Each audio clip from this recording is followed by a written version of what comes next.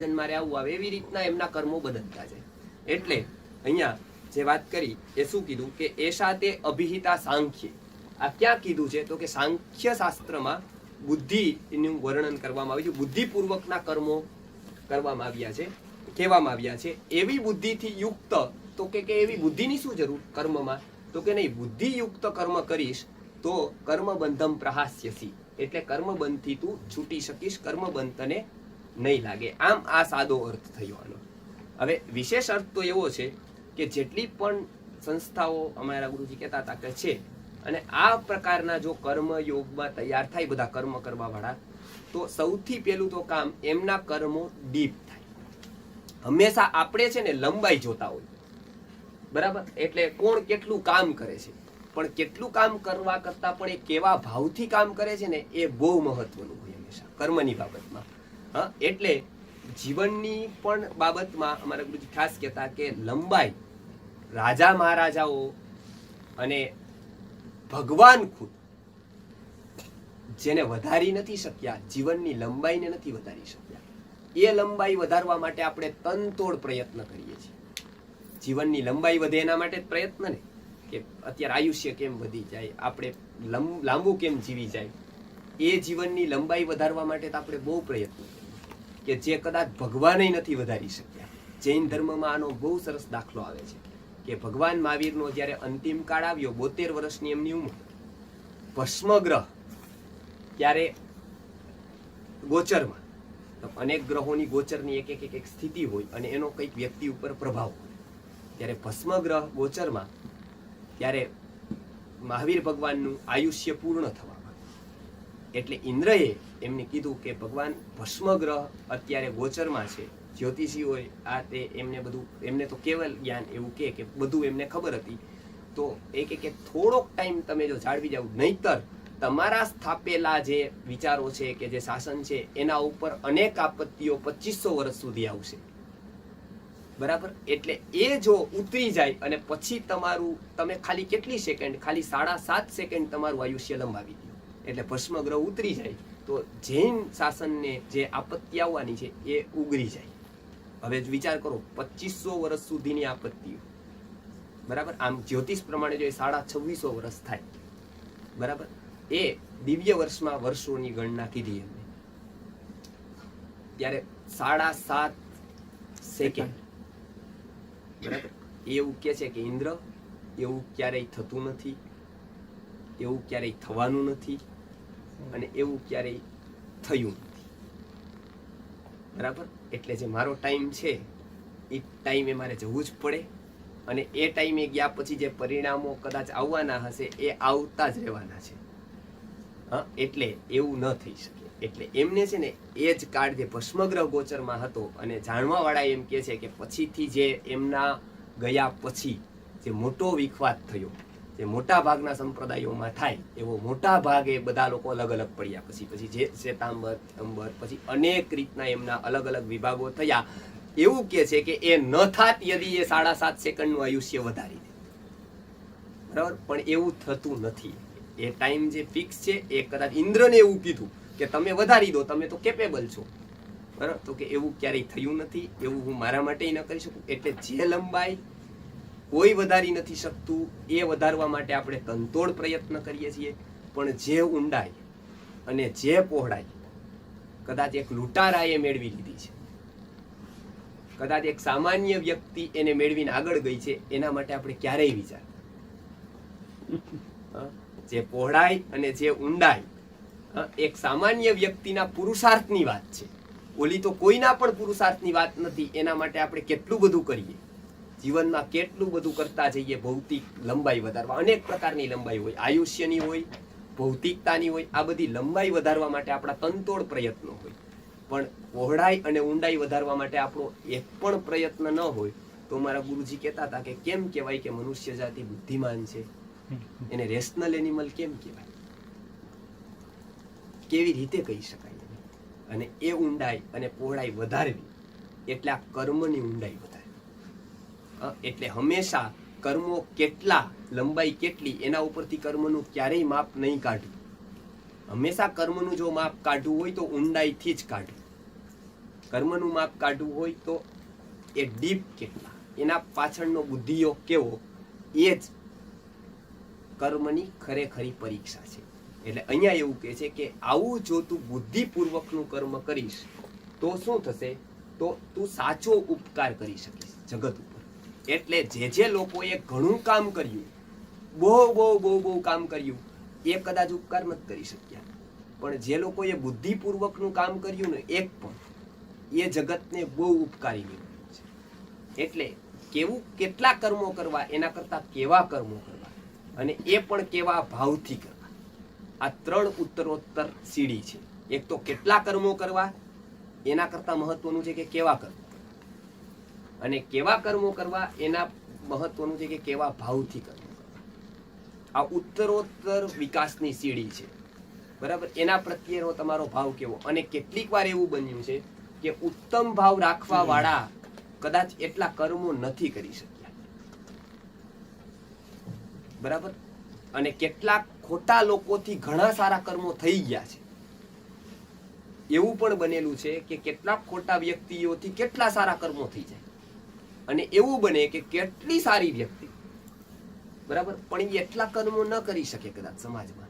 તો આ બંને બાબતમાં એવું માનવામાં આવે કે તમારું કર્મ કેવા અને એ પાછા કેવા ભાવથી થાય, એ મુજબ તમારા ફળની, આપણા બધા ફળની નક્કી થાય. એટલે અહીંયા કીધું કે એનું વર્ણન કોણ કરે, જો કોઈ પણ વ્યક્તિ કેમ કરે, આયુર્વેદ દવાનો, એલોપેથ દેવાનો, રોગીને સારા કરવા માટે કરે. હવે એ જ્યારે ડોક્ટર શોધે ને, હવે એવું કે ને કે મારે ઉપકાર કરવો છે, હવે મારે દવા દેવી છે, બધાને સ્વસ્થ કરવા છે, તો બાજુમાં જે એક વ્યક્તિ રહે છે, ડોક્ટરને તો બોલાવશું તો 500 રૂપિયા લેશે, 300 આવવા જવાની ગાડી મોકલવી. એના કરતા બાજુમાં જે ઘરવાળા ભાઈ રહે છે, વેપાર કરે છે ઘઉંનો, ચોખાનો, એને બોલાવી દે. જી આવડે ભગવાન ભલું કરે. જો તમે એમ કરીને કેમ કરો, બરાબર, તો દવા લેવા વાળોય મરે અને દેવા વાળોય મરે, બરાબર. એટલે કેમ કરવા વાળા પેલા શું વિચારે કે MBBS કેટલા રાજકોટમાં, MD કેટલા, ઓલા કેટલા, BMS કેટલા, એ બધાને ભેગા કરે. પછી ક્યાંક દવા તમે પ્રિસ્ક્રાઇબ કરો, એમ નો કે હું કહું એમ પ્રિસ્ક્રાઇબ કરો. પાછી સિપ્લાની દિયો, ઓની દિયો, ની કે ના, તમે તમારી રીત નક્કી કરો, બરાબર. દવા કઈ દેવી, મારે કેમ કરવો છે. હવે આ બાબતમાં એ એટલા સજાગ છે કે જે વ્યક્તિનો આ વિષય છે એને દવા કરાવી દેવાય. એ કર્મોમાં શું કે છે ખબર છે કે કર્મ એને લાગે એવા જ કરે છે. એ ક્યારેય શાસ્ત્ર નથી પૂછતા, એ ક્યારેય ગીતા નથી પૂછતા. એને એવું લાગે છે કે આનાથી લોકો સુખી થશે એટલે એ તરત કરી નાખે છે. હવે આમાં જે કેમ્પમાં ડોક્ટરને અધીન રહેવા વાળી વ્યક્તિ કર્મમાં ગીતાને અધીન નથી રહેતી. એવું માને છે કે હું જે પ્રમાણે હોય, અને ભૂલ થાય તો ભગવાન ભલું કરે, કે જે એને મન થયું કે શિક્ષણ એટલે આવું કરી દેવાય તો શિક્ષણ માટે એવું કરી દીધું. પણ શિક્ષણ જેનો વિષય છે, શિક્ષણ શું કેવું આપવું જોઈએ, એ કેવું આપી તો લોંગ પરિણામ મળે, એવું કાંઈ નહીં. શિક્ષણ આ તો કે 2-5 જણાએ કહી દીધું કે આને શિક્ષણ, તો એ કહી દીધું. બીજા કોઈમાં કરવું છે કે ભાઈ કોક કાંટે સારું કામ કરવું છે, 5 જણાએ કહી દીધું કે હમણાં આ સારું કામ છે, અહીં કૂવો ખોદ નાખો તો સારું કામ થશે. કોક કે કાંઈ સ્પીડ બ્રેકર બનાવી દો તો સારું કામ, અને કોક કે તોડી દે તો બહુ સારું કામ. વાહન વાળાને બહુ નડે છે. એટલે આપણી બધાની જે વસ્તુ છે એ ગતાનુગતિક રીતે કર્મો થાય. અહીંયા જે કે છે કે એવા કર્મો તમને ફળ નહીં આપે, અથવા વિપરીત ફળ આપશે. એટલે સૌથી વધારે જેની જરૂર છે એ બુદ્ધિ યોગની છે.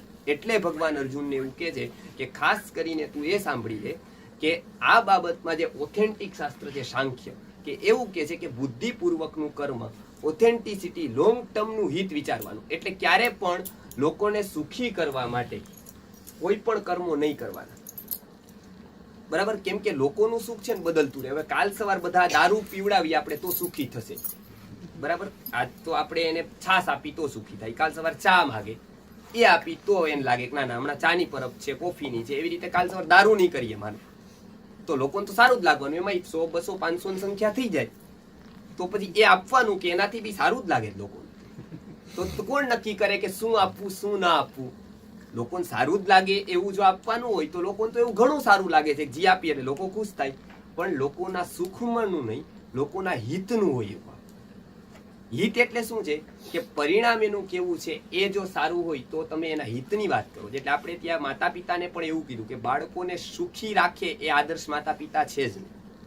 જે શિષ્યને સુખી રાખે ગુરુ, એ આદર્શ ગુરુ નથી, બરાબર. તો શું છે તો એને હિત કે એ આદર્શ ગુરુ. જે એને હિતની વાત કે એટલે હિતની વાતમાં બે આવે. કદાચ અત્યારે સુખ પણ આપવું પડે અને અત્યારે કદાચ દુઃખ આપવું પડે. સ્કૂલે જતો ન હોય છોકરો તો આપણે કેમ એને મારીને મોકલીએ છીએ. આપણે થોડું એને એમ કહીએ છીએ કે જેવું ભગવાને ધાર્યું હશે એવું થશે. બરાબર. એને ભણવાનું લખ્યું હશે તો ભણશે, નહીં ભણવાનું લખ્યું હોય તો નહીં ભણે. બરાબર. આપણે આપણા બધાની વાત શેમાં છે? અધ્યાત્મને છોડીને બાકી બધામાં આપણે પુરુષાર્થ કરી છે કે જેમાં મોટે ભાગે પરિણામો ભાગ્યધીન હોય છે. બરાબર. ધર્મ એક જ એવી વાત છે કે જે પુરુષાર્થ અધીન છે અને એને આપણે ભાગ્યધીન છોડીએ છીએ. બરાબર. એટલે લોકોને અમે જયારે કહીએ છીએ, છેલ્લી વાત કરીને કે ગુરુજી જયારે કે તમે આવો ગીતા, તો કે ના, ભગવાનને જેથી સંભળાવી હશે ને તેથી ગમે એમ કરીને સંભળાવી હશે. બરાબર. એની ઈચ્છા થશે પછી થોડા આપણે કઈ રોકાશું એમ. એટલે મતલબ એની અત્યારે ઈચ્છા નથી ભગવાન, એવું એમ કહેવાય. બરાબર. પછી એમ કે ક્યારેક આવું સારું કામ કરવું, એ કે ના, અમને ઈ છે ને ત્યારે એની મરજી થશે ને એટલે રહી જ નહીં શકીએ. પછી તો તમે જોવો એ કેટલું બધું એ કરાવે ત્યારે જ થાય એમ. બરાબર. એના વગર તો ઈચ્છાથી પાંદડું હલે નહીં, એવી આપણે બધા લોકો કે. પણ આ વાત 100% સાચી. યદી એ યાજ્ઞવલ્ક્ય કે, બરાબર, યદી એ વશિષ્ઠ કે, કેમ કે એના જીવનના બધા પહેલું. તો પછી એમ કહીએ કે આ જ વાત છે ને તમારી, તો આ પછી બધાયમાં, પછી દુકાનમાં એવું જોવું જોઈએ. પછી સવારે તો જો ભગવાન ઉઠાડશે ને જો એની મરજી હશે તો ગ્રાહક ને અહીંયા મોકલી દેશે કોકને. બરાબર. હું શું કામ માર્કેટિંગ કરવા જઈશ ફોન કરીને? એ સામેથી જ ફોન આવશે ભગવાનની ઈચ્છા હશે તો. બરાબર. તો પછી તો તમારે લગ્નમાં એવું, પછી તો છોકરાને ભણવું હશે તો ભણશે. ના, એમાં તો જે 7 વાગે ઉઠાડીને મોકલવો જ જોઈએ. એમાં ભગવાનની ઈચ્છા ન હાલે. એની ઈચ્છા હશે તો ઉઠશે, હશે તો ભણશે. અને કદાચ એમનેમ પાસ થઈ જશે સ્કૂલે ગયા વગર. ભગવાનની ઈચ્છા હશે તો એસએસસી રિઝલ્ટ ઉપરથી પડશે. બરાબર. 90% વાળું. તો એમાં આપણા પૂર્ણ કર્તૃત્વ, કેમ કે એમાં આપણે માની કે એવા કઈ ભગવાન નો કરે. પણ આપણે જ્યાં ધર્મનો વિચાર કરવાનો આવે ત્યાં તો એવું કે ના ના, ભગવાન કરે ને એવું થાય એમ ટૂંકમાં. બરાબર. એટલે હંમેશા એ એવું કે છે અહીંયા સાંખ્ય, અહીંયા કે બુદ્ધિયુક્ત જે હોય એ શું કરે કે એ એવી રીતે ન કરે. એ વિચાર કે કોઈ પણ કર્મની હંમેશા ઈચ્છા 100% પ્રભુની કુદરતની, પણ શક્તિ 100% મારી છે. બરાબર. એટલે કદાચ 5 કારણો ભેગા ન થાય ત્યાં સુધી કોઈ પણ વાત બનતી નથી. બરાબર. એટલે જે અનાદિનો જે પ્રશ્ન છે કે પુરુષાર્થથી જીવનમાં સફળતા મળે કે ભાગ્યથી મળે, હા, એનો જવાબ હવે આગળના શ્લોકમાં આપવાના છે. કે આ બે જે કર્મયોગમાં છે કે પુરુષાર્થથી સફળતા મળે કે ભાગ્યથી મળે. ભાગ્ય અને પુરુષાર્થ આ બેમાં કોનું કેટલું સ્થાન? કેટલાક લોકો એવું માને કે ભાગ્ય કાંઈ હોય નહીં. બરાબર. અને અમે મોટિવેશનલ જ્યારે પેલું લેવા જાય ત્યારે આ જ કહીએ બધાને કે સફળતા જિંદગીની હસ્તરેખામાં નથી હોતી, ચણાયેલી અમારા તેના નકશામાં નથી હોતી. નકશો જ એક છે એ તો બરાબર ને. અને પેલું જો કિસ્મત હાથ કી લકીરો में नहीं होती, किस्मत यदि हाथों की लकीरों में ही होती तो हाथ तो उनकी भी होती है जिसके हाथ नहीं होते. હાથના લકીરોમાં હોય તો હાથ ન હોય એની કિસ્મત તો હોય જ છે. તો અમે જયારે આ કહીએ ત્યારે એક એ પક્ષ છે કે બધું, એટલે એ એક પક્ષ પકડી લે કે ના બધું પુરુષાર્થથી થાય. બરાબર. એ જોવા જઈએ તો એવા અનંત ઉદાહરણો મળે કે જેને પુરુષાર્થ સાવ 0 હોય. બરાબર. પણ ફળો કેટલું બધું ભોગવતા હોય. ત્યારે એક વિચાર થાય કે ના આની પાછળ કંઈક હોવું જોઈએ. એ કરતા ઋષિએ 2 ઉદાહરણના એક્સ્ટ્રીમ લેવલ જોયા, પુરુષાર્થનું અને દૈવનું, ભાગ્યનું. બરાબર. આ બંને પછી નક્કી કર્યું કે આ બંને ક્યાં અનુપાતમાં કામ કરે છે. રોટલી બનાવી હોય તો લોટઈ જોઈ, પાણી જોઈ, બાંધવા વાળી વ્યક્તિ જોઈ, બરાબર, અગ્નિ જોઈ. આ બધું મેકેનિઝમ ભેગું થાય પછી રોટલી બને. એવી રીતે જીવન આખામાં જે કર્મો થાય એમાં ભાગ્ય પણ જોઈ, પુરુષાર્થ જોઈ, વિવિધ ચેષ્ટા પણ જોઈ. આ 5 જે કીધા છે અધિષ્ઠાન પણ જોઈ. આ બધું જ જયારે થાય ત્યારે કાર્ડ પણ જોઈ પાછો તમારો. એ કાર્ડ ન હોય ત્યાં સુધી તમે ગમે તેટલું કરો એનાથી કાંઈ ન થાય ને. જેવો કાર્ડ આવે, એકની એક બુદ્ધિ હોય, એ કરોડ રૂપિયાનો ફેસલો તમને કરાવી દે, એની બુદ્ધિ પાછા કરોડ ગુમાવડાવી બી દે. બરાબર. જયારે અર્જુનને પૂછ્યું ને કે કેવી રીતે એવું થયું તારું, એ કાર્ડ હતો એનો, એક હાઇલાઇટ હતો એ અર્જુન. બરાબર. ફક્ત આ વખતે છે ને આ ટાઈમ છે, સમય બલવાન હે નહીં મનુજ બલવાન, કાબે અર્જુન રૂપિયો વહી ધનુષ્ય હોય. ત્યારે આ વસ્તુ બી બહુ મહત્વની છે કે એનો એક ટાઈમ હોય. કોઈ પણ વસ્તુનો એક ટાઈમ હોય. એ ટાઈમ એ વ્યક્તિનો આવતો હોય કે જ્યારે એના પુણ્યો હોય એ ઊંચી અવસ્થામાં ઉદયમાં આવે ત્યારે એ વ્યક્તિ જો પુરુષાર્થ કરે તો એને ફળે. બરાબર, અને ન કરે. એમ અધ્યાત્મમાં પણ એવું હોય, પક્વ કર્મો હોય એટલે એની એ દિશામાં જોડતા જાય, પણ એમાં વ્યક્તિને ટકવું, એમાંથી આગળ વધવું એ ટોટલ વ્યક્તિના હાથની વાત રહી. બરાબર, એટલે ગુરુ કરવા કાં તો એ પૂર્ણાહુતિ નથી. આજ શું માને ખબર છે કે અમે કંઠી પહેર લીધી છે ગુરુની, હવે એની ઉપર બધું. બરાબર, હવે જો એની ઉપર બધું જતું હોય ને તો આ બધા તો કદાચ મુક્ત થાય, ગુરુ ક્યારેય ન થાય. એમ કે તો ચંચારાવા નમૂના મળતા જ હોય. હવે એ તો પાપ કરે રાખે તો કઈ ફળ આને થોડું મળે કઈ, કે અમે કંઠી પહેર લીધી એટલે હવે તો અમે જેમ કરીએ એમ બધું ફળે ને એમ ગુરુને. ગુરુને એમ થાય ઠીક છે આપણું તો કઈક થોડું ઘણું રાખે છે એટલે ભલે ને એમાં વાંધો નહીં કઈ કરે તો, પણ એટલે એ કોઈના કર્મો કોઈને જાય નહીં. બરાબર, કોઈને કંઠી દીધે કોઈ ગુરુ થાય નહીં. કદાચ આપણે માનતા રહી પણ એ કદાચ કંઠી દઈને કદાચ જો કોઈ ગુરુ થઈ જતું હોત તો અધ્યાત્મ કેટલું સહેલું બની જાય. તો નો બ્રહ્મસૂત્રો હોત, નો ભાષ્યો હોત, નો એના ઉપરની વ્યાખ્યા હોત, નો શંકરાચાર્ય જગત છોડ્યું હોત. બરાબર, એમનો ઈઝી એવું અધ્યાત્મ હોત કે તમે ગમે એ કરો અને હું તમને તારી દઈશ, તો એવા વાયદા કોઈએ દીધા નહીં. એટલે એક છેલ્લી વાત છે કે વેદવ્યાસે છે ને પેલું સુખદેવજી પેલું એમને પૂછ્યું કે વેદવ્યાસજી ભણાવે એટલે આવા અનેક વિષય આવે, એટલે તમે પણ અત્યારે જો એક પણ વાક્ય કહીએ ને તો એને એ રીતે ન લેવું કે મારી વિચારધારા એવી છે. હા, એટલે નહીતર હમણાં અમે એમ કહીએ ને કે ભાઈ આ પેલું કહીએ કે ભાઈ કિસ્મત હોતી નથી ને કિસ્મત હોતી નથી ને એવું કહીએ, બીજી તરફ અમે એમ કહેતા હોય કે ના ના આમ તો ભાગ ભજવે, તો કે આ તમે એવું કેમ કહો છો? ઓલા પ્રવચનમાં એવું કહો કે કાંઈ મહત્વ જ નથી હોતું. સ્ટુડન્ટને જ્યારે કહીએ ત્યારે પરિસ્થિતિ એવી હોય, બરાબર, ત્યારે અમે કહીએ કે આ બધું કુંડલી બુંડલી નહીં જોડવાનું, આમાં કાંઈ તમારે મહેનત કરવાની. બરાબર, એટલે માર્ક્સ આવે શું કામ ન આવે? અને અહીંયા હું પ્રવચન કરતો હોય એવું કઈ જો એમાંથી મહેનત કરીને જો આવતા હોત તો નો બધા મજૂરો આજે આગળ હોત કેટલી જગ્યાએ. તો આ બધા થોડા એસીમાં આપણે થોડા બેઠા હોત, એ જ બેઠા હોત ને, મહેનત તો એ વધારે કરે આપણે. તો કે એટલે વેદવ્યાસે આવી વાત કરે તો એક વ્યક્તિએ કીધું કે તમે જે પ્રવચન કરો છો આ બધું વસ્તુ, એમાં એક પ્રશ્ન છે તો શું? તો કે ઘરમાં રહીને મુક્તિ મળે? તો કે ઘરમાં રહીને મુક્તિ મળતી હોત યદી તો મારો જ છોકરો સુખદેવ છે એ શું કામ ઘર છોડે? બરાબર, તો સુખદેવને હું નો ઘરમાં રાખીને મુક્તિ મેળવી દઉં, હું મારા જેવો બ્રહ્મસૂત્ર લખવા વાળો વ્યક્તિ, બરાબર, હું સુખદેવજીને શું કામ ઘર છોડવું પડે અને મારું જ ઘર પાછું? બરાબર, તો ઘરમાં રહીને મુક્તિ મળતી હોત તો સુખદેવજી શું કામ ઘર છોડે? કે તને એટલી ખબર નથી પડતી? આટલું તું દીવા જેવું જોતો નથી કે આ વાત મગજમાં બેસી જાય એવી એમ. એટલે એ તો લખીને ગયો ત્યારે એને કીધું કે આ વાત સમજાઈ ગઈ એમ. પછી બીજો થોડાક દિવસ પછી આવ્યો અને એને જોડે ચર્ચા થઈ કે વેદવ્યાસ આવું કહેતા. તો કે ના ના, મને ઉપનિષદ ભણાવતી વખતે તો કીધું તું કે ઘરમાં રહીને મુક્તિ મળે, આમ તો મુક્તિ મેળવવા માટે કઈ ઘર છોડવાની જરૂર નહીં. એટલે એ ત્યાં ગયું, એને વિચાર હતો જ કે મારે મુક્તિ મેળવવી મુક્તિ મેળવવી. એટલે એને કીધું કે મુક્તિ મેળવવા માટે ઘર છોડવાની જરૂર ખરી? તો કે મુક્તિ મેળવવા માટે જો ઘર છોડવાની જરૂર હોત તો રાજા જનકને મુક્તિ જ ન મળી હોત ને, તો એ વિદેહી ન હોતી કે તો એને મુક્તિ જ ન મળી હોત. એની પાસે મેં સુખદેવને આપણે સુખને ભણવા મોકલ્યો છે. જો મુક્તિ મેળવવા માટે ઘર છોડવાની જરૂર હોત તો જનકને મુક્તિ ન મળી હોત. હવે આ બે પાછા ભેગા થયા કે તને કેમ કીધું? તો કે મને આમ કીધું. હવે બે પાછા જાણે, નકર એમ કે ભાઈ ગુરુજી પોલિટિશિયન છે, હવે આપણને બેન હાચવી લેવા જવે. તો આમાં શું છે કે કળિયુગના ગુરુને એવું કરવું પડે બે બાજુના એક એક શિષ્યો બેન સાચવવા પડે, એક કોંગ્રેસની પાર્ટીનો હોય ને એક ભાજપની હોય.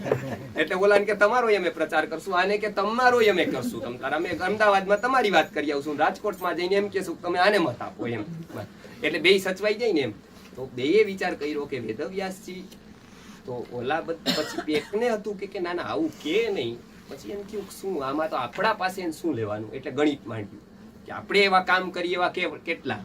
તો બધા એ છેલ્લે એને મગજમાં ન બેઠું વેદવ્યાસજી આવું કામ કરવાનું, આવું આપણને ન કે એમ ટૂંકમાં, કેમ કે આ તો જનક રાજા જેવા એના હાથમાં છે. બરાબર, આવા હાથમાં છે તો આપણને કઈ આના માટે આવો જવાબ ન હોય. તો કે એક કામ કરીએ આપણે બે જઈ આવીએ, એટલે સ્પષ્ટતા થઈ જાય. બરાબર, અને છેલ્લે એની ભૂલ હશે તે કહી દેશે કે હું ભૂલી ગયો હતો, પણ એટલે ગયા બે. બરાબર, એટલે બે ગયા. એટલે એકે કીધું કે આપણે તે દિવસે મેં તમને પ્રશ્ન કર્યો હતો, તમને યાદ હશે કદાચ, કે મેં તમને પૂછ્યું હતું કે ઘરમાં રહીને મુક્તિ મળે કે નહીં, એ તમને યાદ છે? કે મને બરોબર યાદ છે, તું યાદ કર તે શું પૂછ્યું તું? તો એ કે તમે આવું આવું કીધું તું એટલે મારા બેનો વિવાદ થયો. તો કે એ બધું સારું છે, હું સમજી ગયો. તે પૂછ્યું જ શું એ વિચાર કે મેં એવું પૂછ્યું હતું ઘરમાં રહીને મુક્તિ મળે, મતલબ તારા કેન્દ્રમાં ઘર હતું. ઘરમાં રહીને મળતી હોત તો તાર જોતી હતી. અને એવી જેની મેન્ટાલિટી છે એને ફરજિયાત ઘર છોડવાનું. બરાબર, ઘરમાં રહીને મુક્તિ મળે કે નહીં, તો કે ના એને તો નો જ મળે. કદાચ આખું જગત મુક્ત થાય, તું નો થઈ. બરાબર, કેમ કે તને ઘરમાં આસક્તિ હતી એટલે તારા માટે ઘર છોડવાનું જ હતું. એટલે મેં તને એવું કીધું. હવે પેલાનો પ્રશ્ન તે શું બન્યું વિચાર. એટલે એને એવું કીધું મુક્તિ મેળવવા માટે ઘર છોડવું પડે. મતલબ મુક્તિ મેળવવી આ કેન્દ્રમાં હતી, એના માટે ઘર છોડવું પડે. તો કે ના, તારે છોડવાની જરૂર નથી. બરાબર, તારે છોડવાની જરૂર નથી, કેમ કે તને કઈ વાંધો નથી ઘરનો. એ તાર મુક્તિ મેળવવા માટે જે કરવું પડે તું કરવા તૈયાર છો, એટલે તને ઘર નો બાંધે. બરાબર, એટલે તારા માટે આ રસ્તો કહેવાય. અને તારા માટે એમાં ક્યાં હું ખોટો કે તું કે ના હવે બરોબર. બરાબર, એટલે જે એંગલ થી પ્રશ્ન હતો એ જ એંગલ થી એમને જવાબ આપ્યો હતો. એટલે એ બે રસ્તા એમને બતાવ્યા હતા. હવે આપણે આગળ આવતા વખતે જોશું પ્રશ્ન કોઈને હોય તો કરે. હા હા,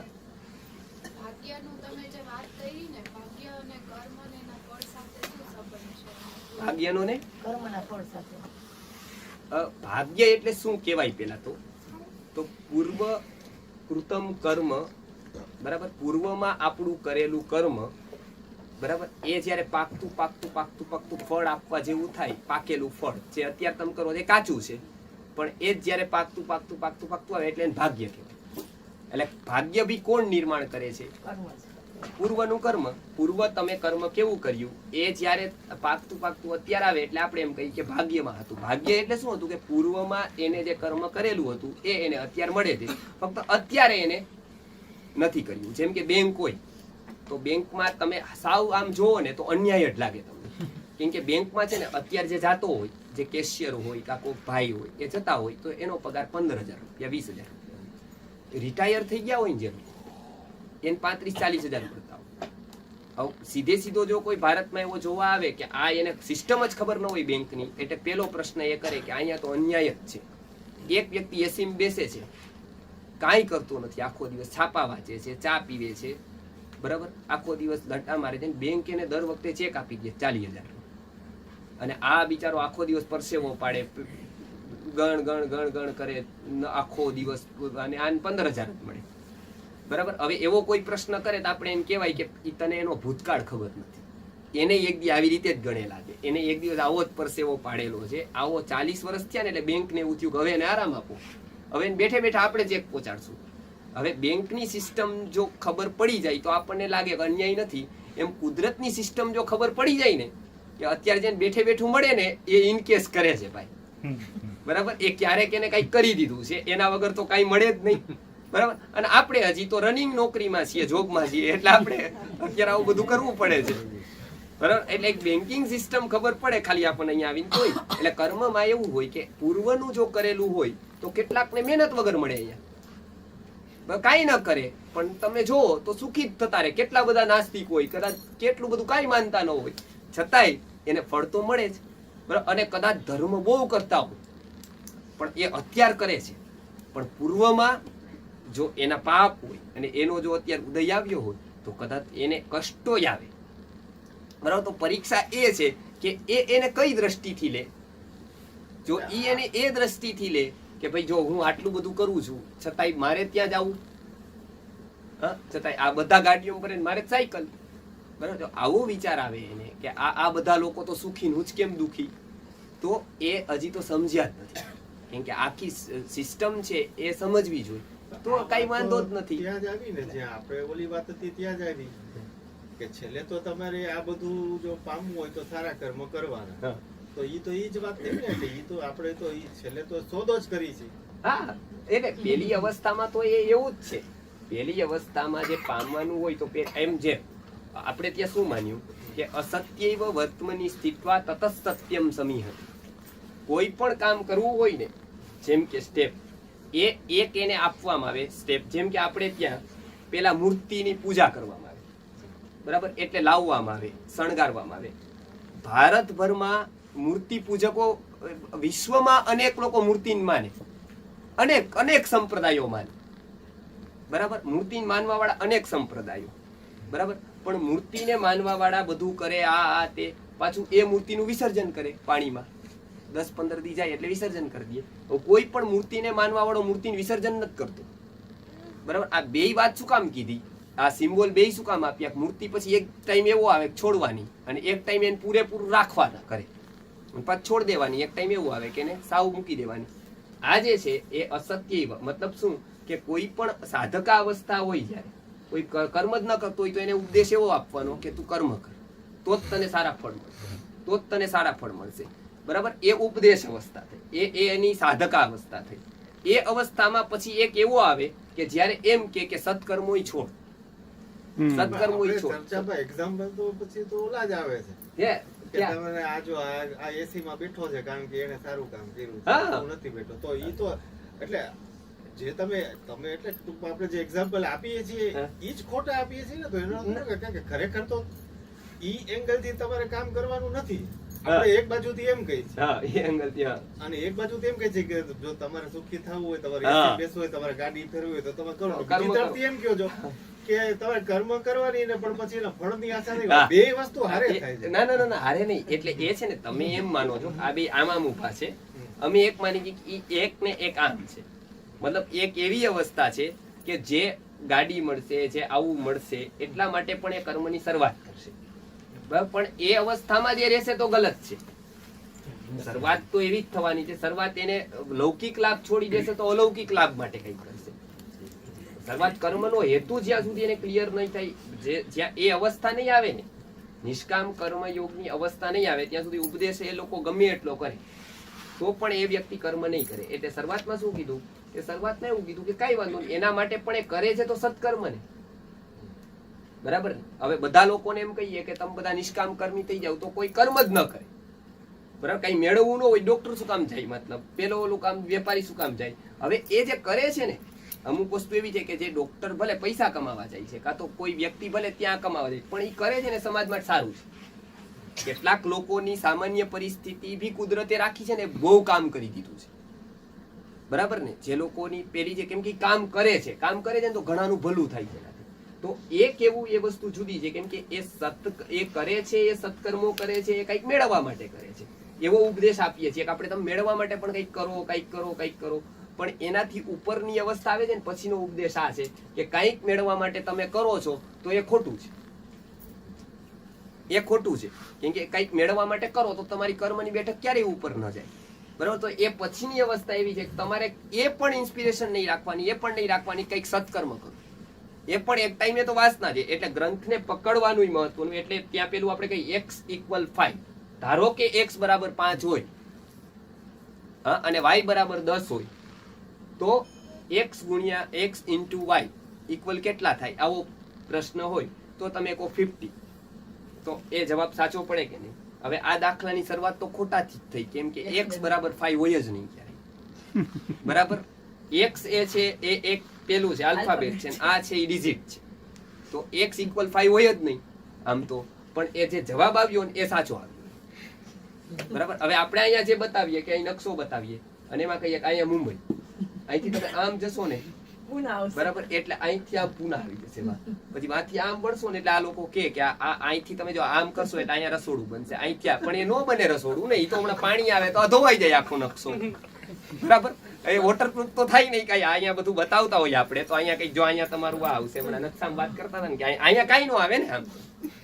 બરાબર. તો ઈ અહીંયા જે બતાવે છે એ તો આમ તો ખોટું જ છે. કેમ કે અહીંયા આમ તો ખોટું જ નહીં. કેમ કે અહીંયા ક્યાં છે, અહીંયા ક્યાં રસોડું? તો જીતો એની ઈટો ક્યાંક પડેલી હોય, પથ્થર ક્યાંક પડેલા હોય, એનું ફર્નિચર ક્યાંક પડેલું હોય ને અહીંયા રસોડું ક્યાંથી હોય? બરાબર. તો એ શું કીધું કે અસત્યૈવ વર્તમાની સ્થિત્વા તતઃ સત્યમ સમીહતે. ક્યાંક પણ અસત્યથી તમે ચાલુ કરો તો એ રસ્તો એવો જ થાય કે સૈદ્ધાંતિક રીતે તો એ ખોટું છે, પણ એ પ્રાપ્ત કોને કરાવે? તો તતઃ સત્યમ સમીહતે. કેમ કે એ તમે કોઈ પણ વાત જો, ક્યાંય પણ વાતમાં તમારે શરૂઆત એવી કરવી પડે કે જેનો બેઝ આવે. આજે અમે યુવાનોને વાત કરીએ, બરાબર, કે ક્રિકેટ ન જોવાય, પેલું અમારા ગુરુજી એના ઉપર ફૂલ ખંડન કે આ ક્રિકેટની રમતે તો પાયમાલ કર્યો ને એના જેટલા પણ ઉદાહરણો આવે બધાના, પેલા બનવારીલાલના, ઓલાના, બધાના આપીને કે એના એ પાછા રવિવાર ક્રિકેટ રમાડવા લઈ જાય બધાને. તો બધા લોકો એ કે આ તમારી વાત સમજાતી નથી કે તમે ક્રિકેટનું આટલું બધું ખંડન કરો અને પછી ક્રિકેટ રમાડવા બધાને લઈ જાઓ યુવાનોને આવો ત્યારે. બરાબર. તો આ કેવું? તો એ તો બધા જોવે તો મારે ખંડન કરવું પડે એમ ટૂંકમાં ત્યારથી ટીવી થી દૂર કરવા માટે, પણ એને પાછ ભેગા કરવા માટે પાછ ક્રિકેટ જ આપવું પડે. નકર વળી પાછી ગુરુજી થી ડિસ્કનેક્ટ થાય કે ભાઈ ના આમાં આ નથી, કેમ કે એની વાસના તરત જાય નહીં.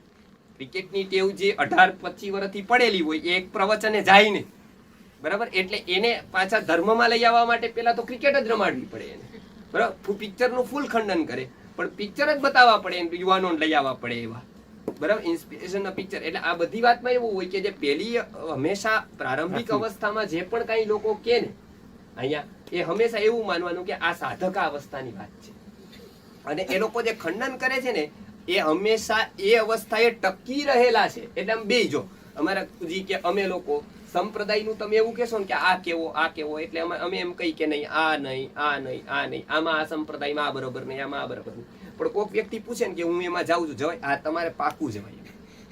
અનેકને જોઈન્ટય કરી પાછા એમાં. શું કામ કે એમાં જવું એ પ્રારંભિક અવસ્થા છે, પણ એમાં ને એમાં એ રે, એની એ વાતમાં રે અને કાંઈ કરે જ નહીં બીજું કાંઈ, તો એ ખોટું છે. એટલે એકની એક વ્યક્તિ ત્યાં મોકલે અને એકની એક વ્યક્તિ એવું કે ના એ ત્યાં રહી ગયેલા છે 12-15 વર્ષથી, તો કે ના તમે બરોબર નથી કરતા, તમને આવડે, તમે ત્યાં ખોટા પડ્યા છો. એકની એક વ્યક્તિ આવું કે, એકની એક વ્યક્તિ પછી એવું કે ના ત્યાં જ જવાય. તો સામાન્ય કક્ષા જે વ્યક્તિની છે, એટલે અહીંયા છે ને અનેક ભૂમિકાથી વાત થાય. એ સાધકાવસ્થાની ભૂમિકા હોય અને સિદ્ધાવસ્થાની હોય. ત્યારે ઉપરની કક્ષાની જે છે ને એ વાત અહીંયા કીધી છે. દ્રષ્ટાંત કોઈ દિવસ પૂર્ણ ન હોય, જેમ દ્રષ્ટાંત આપીએ એ પૂર્ણ ન હોય. એટલે એ તમે એક એંગલ થી વિચારધારા નક્કી ન થાય. જેમ મેં કીધું ને પેલું અમે ત્યાં ગયા પ્રવચન, પેલા બધા કોલેજોમાં હોય ત્યાં એમ જ કહીએ ભાગ્ય એવું કાંઈ હોય નહીં, ગ્રહો આપણને ક્યારેય નડતા જ નથી, આપણા જ પૂર્વગ્રહ આપણને નડે છે, બરાબર. આ ગ્રહ બ્રહ કાંઈ હોતું નથી. અને એની એ જ વાત જયારે અમને કોઈક આમાં સેમિનારમાં પૂછે કે એવું હોય તો એકની વાત સમજાવીએ કે હા એવું ગ્રહની 100% ઇફેક્ટ હોય. સૂર્યની ન હોય તો આપણે કેવી રીતે સવાર ઉઠીએ, એનું આપણું તાપમાન કેવી રીતે રહે. જો સૂર્યની ન હોય અને ચંદ્રની ન હોય તો દરિયામાં ભરતી કેમ આવે, બરાબર, પૂર્ણિમા આવી ઇફેક્ટ કેમ થાય. તો આ બે વાતનો સમન્વય એવો થાય કે એ સામેવાળો જે વર્ગ છે એને સાધકા અવસ્થામાં છે ત્યારે અમુક વાત કરવાની, એનાથી ઉપર છે. અને આવું અમે નહીં, આવું હરેક ગુરુ પરંપરામાં હરેક જ ગ્રંથોમાં એવું તમને જોવા મળે કે એકની એક વાત એને અનેક એંગલથી કહી દીધી હોય. આમાં ગીતાજીમાં એવું છે ને, ઘણી જગ્યાએ ગીતાજીમાં એકમાં તમે એમ કરો કે કર્મ, તો એમ કે કર્મ વિના ક્યાં મુક્તિ છે, બરાબર. પછી એમ કે ભક્તિ, તો કે ભક્તિ વગર મુક્તિ હોત તો આ બધા મજૂરી કરવા વાળા નો પામી ગયા હોત, એને ભક્તિ જ નથી એટલે રહી જાય છે. તો એક છેક સુધી ખબર ન પડે કે આ કેવા શું માગે, બરાબર. એટલે એક વ્યક્તિ લે ને એ 6 અધ્યાય વાળું લે એટલે કે નહીં આ બરાબર કર્મ જ કે છે, બરાબર છે. એટલે અને કેટલાક લોકો એ તો શું કર્યું કે ગીતા કે છે એવું ન કીધું. જેમ કે એ કાળની જરૂરિયાતને લઈને એને જેવું જોઈતું હતું એવું ગીતામાં જ મળી, બરાબર. કે આપણો આ કન્સેપ્ટ છે, ગીતા એમાં કેટલી ફિટ બેસે, તો કે ગીતામાં આ બધા LIC વાળામાં પેલું યોગક્ષેમમ વહામી આમ રાખે ને, બરાબર. એટલે એ એવું વિચારે કે આમાં ગીતાનું કયું સ્લોગન લાગે, મતલબ એને ફિક્સ છે કહેવાનું, એમાં ગીતાના સ્લોગનનો ઉપયોગ કરવો એ વાત જુદી થઈ ગઈ, બરાબર. તમે હોસ્પિટલ કરો ને એમાં એક રાખો કે આમાં ઘણા લોકો એવું હોય ને કઈ એવી એક ઇવેન્ટ રાખે ને પછી આમાં ગીતાનો કયો શ્લોક ફિટ બેઠશે, અને પછી તમે એમ કહો જો ભગવાન થોડું એવું કે છે કે યોગક્ષેમમ વહામી LIC માટે થોડું કીધું તું એ, બરાબર. LIC વાળા ઉપયોગ કર્યો ને એનો તો અહર્નિશમ સેવા મહે યોગક્ષેમમ વહામી. ગીતાના સ્લોગન જેટલા લાગે એ તો એને એના કન્સેપ્ટને પુષ્ટ કરવા માટે લગાડ્યા. ગીતા કઈક યોગક્ષેમમ વહામી એટલે કઈ પ્રીમિયમ ભરવાનું નહોતી કેતી, બરાબર. એ તો કેવું કે એ બીજા કન્સેપ્ટમાં કઈક કહેવાયેલું હતું યોગક્ષેમમ વહામી.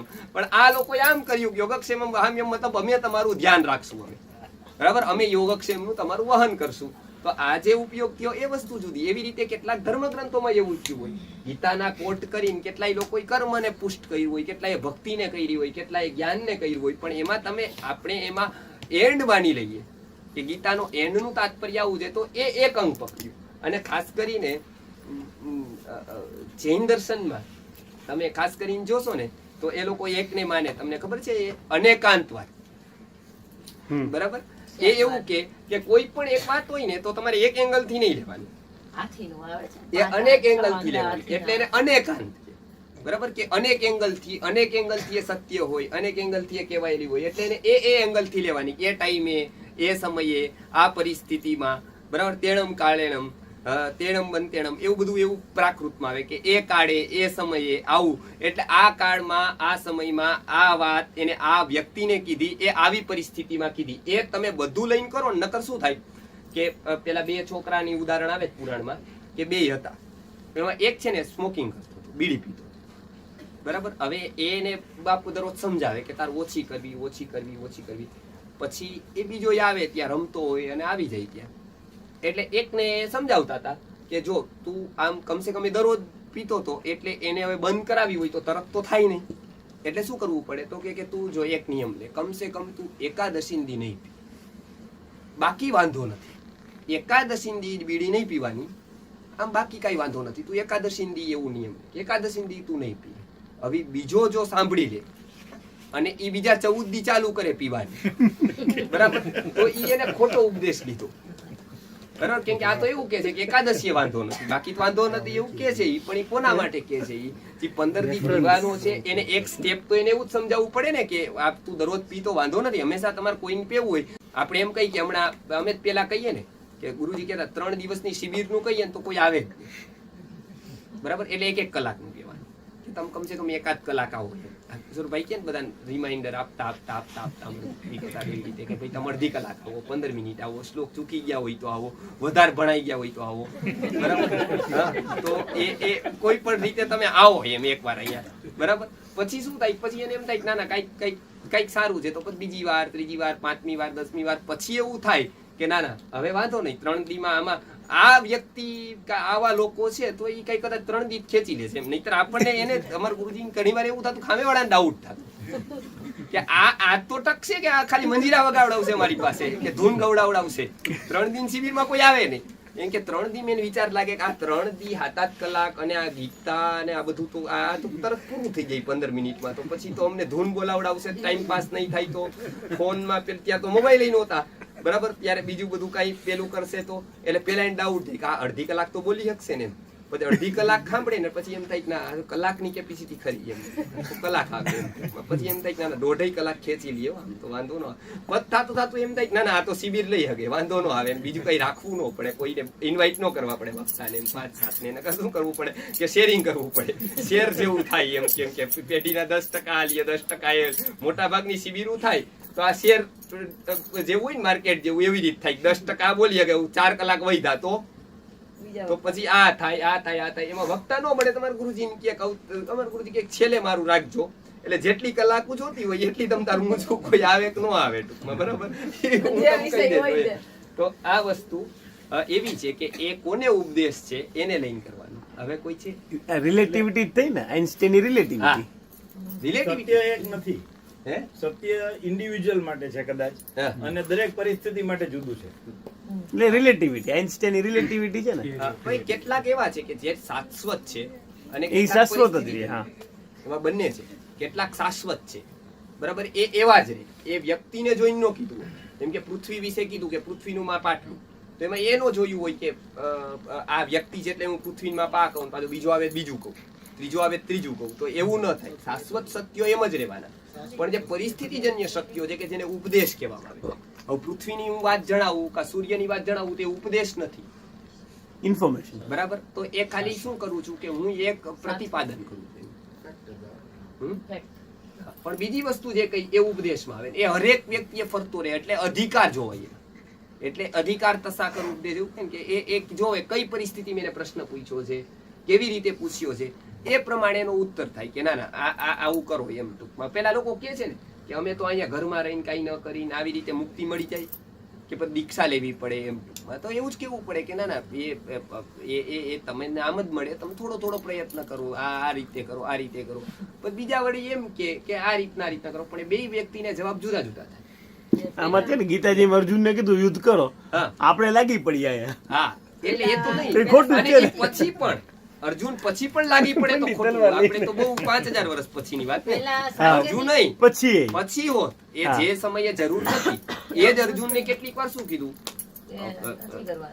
મહાભારતમાં, પછી શું કીધું કેટલીક વાર અર્જુનને એવું થયું લડાઈ ભગવાને ના પાડી, કૃષ્ણએ જ ના પાડી કે ના ના એમાં લડવાનું થોડું હોય, કઈ 2-5 ગામમાં લડવાનું થોડું હોય. દ્વારકા કેવી રીતના એને પેલી જોઈ બઢતી. અને એટલે કઈ એના માટે બધી આખું જગ્યાએ કઈ એને કૃષ્ણ લડાઈ ભગવાન લડાઈ લડાઈ લડાઈ જેવું મહાભારતનું નથી યુદ્ધ કર્યું. અટકે, મહાભારતનું યુદ્ધ અટકે ન થાય એના માટે કૃષ્ણ સમાધાનની કઈ ભૂમિકા ઉપર જવા તૈયાર હતા. હા. એના માટે આખો ઉદ્યોગ પર્વ મહાભારતનો વાંચવા મહાભારત જેવો છે. વાંચવા જેવું. કે જ્યારે કૃષ્ણ ભગવાન પોતે વિષ્ટિ કરવા માટે જતા હતા, વિષ્ટિમાને સમાધાન કરવા માટે, એ બીજા કોઈને મોકલી શક્યા હોય તો, હમ પણ એ પોતે ગયા અને એને યુધિષ્ઠિરે નહોતા મોકલ્યા. યુધિષ્ઠિરે કીધું કે કૃષ્ણ જનાર્દન તમે જાઓ માં, હું બીજા કોઈ દૂતને મોકલી દઈશ. તો કે ના, મારે જ જવાનું છે.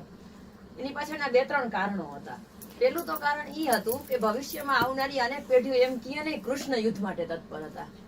હમ કૃષ્ણએ સમાધાનની ક્યાં સુધીની તૈયારી બતાવી તો કે દ્રૌપદીએ એમ કીધું કે તમે સમાધાન માટે ભલે જાઓ પણ મારા વાળનું ધ્યાન રાખજો. આ તઈએ દુશાસનનો રક્ત જ્યાં સુધી નહીં સીજાય ત્યાં સુધી આ વાળ બંધાવાના નથી. ત્યારે કીધું કે તારા વાળને બાંધવા માટે આટલો સહાર ન થાય. આ કૃષ્ણના શબ્દો છે. હમ તારા વાળ આખી જિંદગી ભર ખુલ્લા રહ્યા, તારા વાળને બાંધવા માટે દુશાસનનું ભીમ કે મારી પ્રતિજ્ઞા, તો કે વ્યક્તિગત પ્રતિજ્ઞાના પાલન માટે સામે પક્ષ જો સમાધાન કરવા માટે તૈયાર હોય તો તારે તારી પ્રતિજ્ઞા ભૂલી જવી પડશે.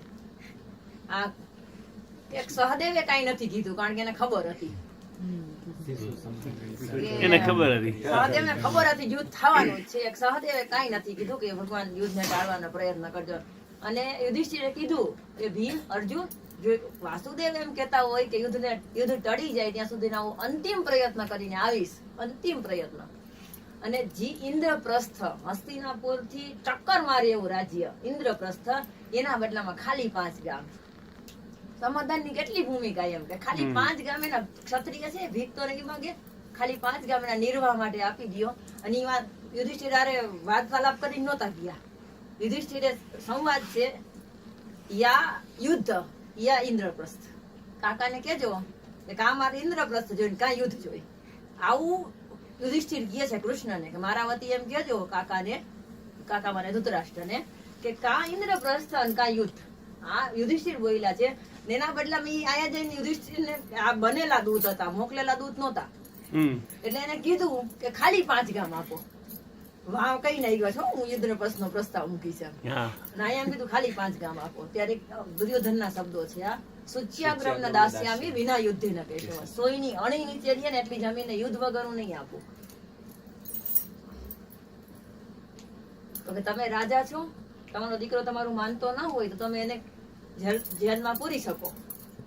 એક પિતા તરીકે ને એક રાજા તરીકે વિચારીને જો કે પાંડવોનું અપમાન ભૂલી જવા તૈયાર છે, દ્રૌપદી પોતાનું અપમાન ભૂલી જવા તૈયાર છે, ભીમ પોતાની પ્રતિજ્ઞા ભૂલી જવા તૈયાર છે, યુધિષ્ઠિર ઇન્દ્રપ્રસ્થ છોડવા તૈયાર છે, તો તમે આટલું સમાધાન ન કરી શકો. ત્યારે કે દુર્યોધન મારું માનતો નથી, હું શું કરું? તો કે ન માનતો હોય જેલમાં પૂર દેવાય કે. તો તું મને જેલમાં પૂરવાડો પણ હું તને જેલમાં પૂર દઉં. દુર્યોધન કે માણસોને કીધું આને બાંધી દો. કૃષ્ણને બાંધી દો, દૂતને મરાય તો નહીં એટલે આને બાંધી દો. ત્યારે કૃષ્ણએ પોતાનું વિરાટ સ્વરૂપ પહેલી વાર ત્યાં બતાવ્યું. 3 વાર બતાવ્યું છે ને આખા મહાભારતમાં. પહેલી વાર ત્યાં છે, પહેલી વાર ત્યાં છે યશોદાને મુખમાં બ્રહ્માંડ બતાવે છે, બીજી વાર આ દુર્યોધનને છે અને ત્રીજી વાર અર્જુન. એ 3 વાર છે આખામાં. બીજું કારણ ઈ છે કે બીજું કારણ ઈ છે કે જો કૃષ્ણને દુર્યોધન બાંધવા માટે ઉભો ન થાય તો દુર્યોધન ઉપર બહુ પ્રેમ હતો બલરામને, બહુ પ્રેમ. જો બલરામ આટલી હદે ન જાય ને દુર્યોધન કે કૃષ્ણને બાંધવા તૈયાર થાય, કૃષ્ણને જેલમાં નાખવા તૈયાર થાય, જરૂર બલરામ દુર્યોધનના પક્ષેથી લઈને લડે. અને જી ભાઈની સામે કોઈ આમન્ય ભંગ નથી કર્યો, કૃષ્ણને ભાઈની સામે યુદ્ધે ચડવું પડે. કારણ કે બલરામ ને મોટા ભાઈ હતા, રામ અવતારમાં નાના ભાઈ હતા, કૃષ્ણ અવતારમાં બલરામ મોટા ભાઈ છે. એટલે એની 100% નક્કી હતું જો યુદ્ધ થાય તો બલરામ દુર્યોધનના પક્ષે હોય. એટલો પ્રિય શિષ્ય, સામે બોલ કૃષ્ણ હોય, અર્જુન હોય, પોતાનું બનેવી હોય, ભાઈ હોય. બલરામને દુર્યોધન ઉપર એટલો આંધળો પ્રેમ ને દુર્યોધન બહુ મીઠા બોલો એટલે બલરામ હૃદય જીતી લીધેલું એને. એની પાસે ગદાયુદ્ધ શીખો એટલે કૃષ્ણ ભગવાને ચાઈને ઉશ્કેર્યો દુર્યોધનને. એટલે ઉશ્કેર્યો એટલે જેલમાં નાખવા અને બંધનમાં નાખવા તૈયાર. એટલે અમે શું કર્યું, નો દુર્યોધન માટે સોફ્ટ કોર્નર. એટલે નો દુર્યોધન સામે લડી શકે, નો અહીંયા દુર્યોધન ના પક્ષે નહીં ને જે ભાઈને પકડવા માટે તૈયાર થયો તો દુર્યોધન એની ફેવરમાં લડી શકે કૃષ્ણની સામે. એટલે એ વયા ગયા જાત્રા કરવા. એટલે દુર્યોધન જેટલી જબરી એક શક્તિ છે એ સામેના પક્ષે ખડી ગઈ. અને ત્રીજું ભગવાને વિશ્વરૂપ વિરાટ દર્શન બતાવ્યું એટલે ત્યાં બધાય રાજાઓ હતા દુર્યોધનના ગાડે જઈને બેઠા તેવા. એને બધાયનો આત્મવિશ્વાસ અડધો મરી ગયો કે આની સામે આપણે જીતી ન ગયા, લડવું પડે. હવે પલાયડું છે મુડાવવું પડે, બાકી આપણે જીતીએ. એટલે આ 3 કારણોથી અડધું યુદ્ધ છે મહાભારતનું ત્યાં જ પૂરું થઈ ગયું.